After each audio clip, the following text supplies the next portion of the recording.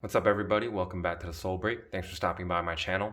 So today I have a pair of very controversial Jordan 1s, and these are the Air Jordan 1s and the Electro Orange colorway. Now, for the record, I really dig this pair, but it seems like a lot of people are hating on this pair, and it seems like this pair is quite controversial and pretty polarizing in terms of taste. And primarily because I think the reason is primarily because people keep associating these to the sort of the shattered backboard lineage, and I'm just going to say this. These have absolutely no relation to the shattered backboards. In fact, there are only three official shattered backboard colorways or models. That would be the 1.0, the 2.0s, and the satins. The rest, whatever people call like the shattered backboard 3.0s, which is officially called the black orange pair, those are not shattered backboards. These are not shattered backboards at all. And I totally understand that there were leaked images that seemed more well executed in terms of the colorway or the color blocking, and I was a big fan of that leak. But the thing is that leaks are just leaks and rumors are just rumors, and until we see official images, nothing is just set in stone. So I guess I could say that people, including myself, got ourselves into this sort of trap where we kept thinking we're gonna get, a certain colorway with a certain type of, color blocking. But turns out that it doesn't look anything like it, and we're disappointed. I think that's really totally on us, because a lot of times the leaks are based off of just the color codes that have been somehow released or leaked from Jordan Brand, and people create mock-ups off of those, and it's pure imagination. It seems like the poison is that people kind of like plant this sort of image in their heads, and expect something to come out a such and such way, and that shouldn't be true. Like it might not necessarily be the actual result or the outcome of the design. So I think that sort of like formed image in our heads is what's like kind of messing up our sort of joy for the actual product, I guess. We don't cherish in the actual shoe itself, because it comes out as a disappointment compared to what we had expected. So that's sort of my little rant about this model. But again, for the record, I really dig this pair, because I kind of got over the fact that this was supposed to look this way with this like the orange here and the orange there, whatever. I got over that. I just dig this pair. I appreciate it for what it is. I don't really care of what it could have been or what it should have been, because to be honest, Jordan Brand never fucking said anything to anybody. So that's me. So yeah, sorry for cussing, but that's that.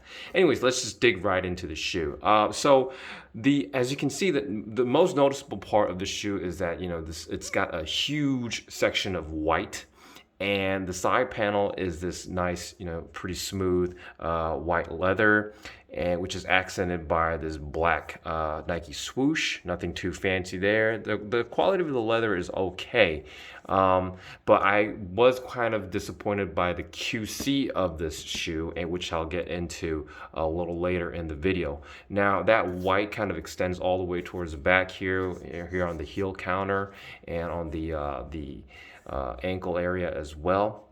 And it feels like this material is really, really plush and smooth. As you can see, it's got a lot of give to the touch. And then you got the Nike or the Air Jordan Wings logo embossed in black, or debossed in black actually. And it looks really crisp there. And then here towards the front of the shoe, you got another panel of that black pebbled leather. Nothing too fancy there. It's just your standard black leather that you would find on any recent Jordan 1 pair. Same with the mudguard here. And what's different is that the toe box does have a sort of like a tumbled look to it. I wouldn't say it's actually tumbled leather. I think it's just the effect that has been, treated onto the piece of leather here, or whatever that material is. And you've got the typical perforated holes that we find on Air Jordan 1s. And then here on the center, you got that shiny black nylon tongue that we typically see on the Air Jordan 1 pairs. And then you got that classic black cotton lace, partially factory laced onto the shoe. And same here with the eye stay, it's all that black leather. And here on the tongue tab, which is probably my favorite part of the shoe, is that you got the Nike Air branding, the text in the white, and the Nike swoosh in that very vintage inspired kind of like orange color. This nylon tab, and I think that's a really cool detail. I mean, it's pretty easy to get kind of complacent and sick of the same color scheme of Nike Air branding over and over again, but it's nice to switch things up a little bit in a very pleasant way. So I think this is probably the favorite detail on the shoe. Now, I did say that this is kind of the typical Air Jordan 1 nylon tongue, but the thing is that there's really nothing typical about it, because you can see how straight and like tense it is, because normally when we get an Air Jordan 1 in hand, the tongue is anything but straight or tense. It's like it's got wrinkles all over the place. It's like turned this way and that. It's like all messed up, and it got me thinking that Jordan Brand might have switched up their factory line or whatever, chose a different factory for this particular model or something like that, because the reason why I'm saying that is this tongue is fat. You can see how well padded and well cushioned it is. I mean, this thing is thick, and that's precisely why this the front part of the tongue looks really straight and tense. It almost looks fake. I'm not saying my pair is fake. I got this straight off of Nike.com in my home country, so yeah, there's zero possibility of that.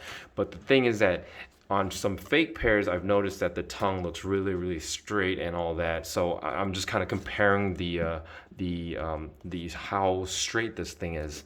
And that's the reason being is that this thing is really thickly padded. I mean, it's crazy. It almost feels like a cushion here. So yeah, that's something I haven't seen on any recent Air Jordan 1 models. I mean, the tongues are pretty well padded on those models. Don't get me wrong. It's just that this thing it's actually substantial, and you'll know what I mean when you have these in hand. Anyways, moving on to the inside of the shoe, this pair comes with 2 extra sets of laces, one in this Electro Orange color and the other one in this crisp white. I personally prefer the black laces all the time, but I do think that the white laces might go pretty well with this pair. And then what's interesting is that it's got a very different insole, where you've got the hold on, let me see if the camera can pick this up. It's got an extra design where it's got that Nike Air branding in white and orange, and then you got that kind of like border outline with the, I don't know, like those cutaway lines or whatever.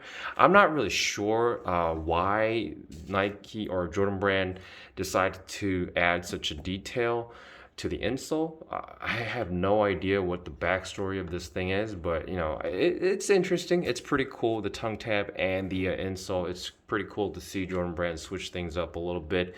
Very subtle change, but it does feel a bit more special, I guess. And then here on the collar of the shoe, you've got that Electro Orange hit right there. But this leather is, I mean, it feels pretty similar to what we normally see on Air Jordan 1s. It's just that it's really glossy. The way it's treated is that it looks really glossy. It almost resembles like the leather that we might see on like a very cheap sofa or whatever. But I'm not complaining. It's different. I think it kind of adds to the vibe of the electro part of the orange. So yeah, I think it's a pretty good design choice, I guess. But it might be polarizing for other people. Now the medial side is basically the same deal, and the midsole is just that typical Air Jordan 1 crisp white midsole, and then the outsole is just this blinding electro orange color with the typical circular traction pad on the front, and on the middle you got that Nike branding. So yeah, sizing wise, you would go true to size. There's no problem with that. Wearability wise, I don't know. I think this is a pretty easy pair to pull off because overall it's got a black toe with a white toe box, and the overall shoe is just basically white and black with some hits of orange. So I think it should go well, pretty well. With your typical summer outfit with some shorts or whatever, it shouldn't be a problem. Now, let's get to the QC. Honestly, the QC on this pair is awful. It's terrible. I'm not complaining about the materials that were used on this pair, but man, they really, really messed up the QC. You can't really see from the camera right now, but when I first pulled these out of the box, I was shocked because this entire back part was blotched with these kind of black smudges. I'm guessing that it kind of like came off from the swoosh or some sort of black leather, but I'll be honest with you, it had like dots and smudges all over the white leather here, on the side panel, and even some on the the midsole, and that was for both pairs. And you can probably still see some black here on the toe box area as well, but it wasn't just my pair. I checked some online communities, and it seems like a lot of people are having the same problem with this particular release, and that's precisely why I think Jordan Brand, for some reason, switched up the factory for this particular model, because man, I haven't seen such horrible QC on a Jordan 1 recently. And when you do get your pair, don't be shocked or don't worry, because if you pull those wet tissues and kind of do a nice wipe down on your shoe, it should remove the blotches and the smudge pretty easily, without damaging the shoe itself. So don't worry. It's just that it's a pretty disappointment.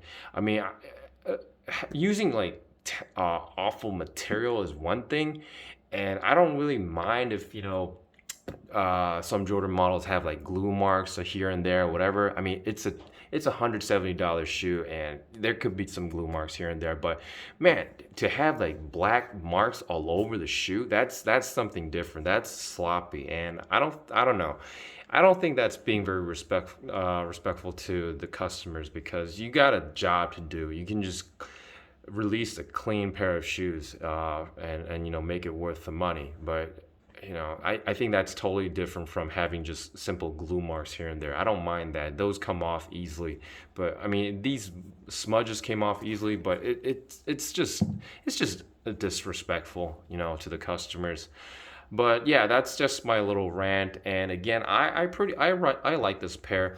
It's just that in my home country, these are just basically sitting in every store, full size run, every store, every online boutique. I mean, it's just crazy. I even got my pair for 15% below retail because I had some extra coupons laying around. So yeah, I'm happy to have copped this pair well below retail on release day. So yeah, I'm not gonna double up on it, but I'm just happy with a pair that was cheaper than its retail price. And honestly, I think these are gonna hit the outlets pretty soon. 20% discount, whatever. But yeah, that's just basically it.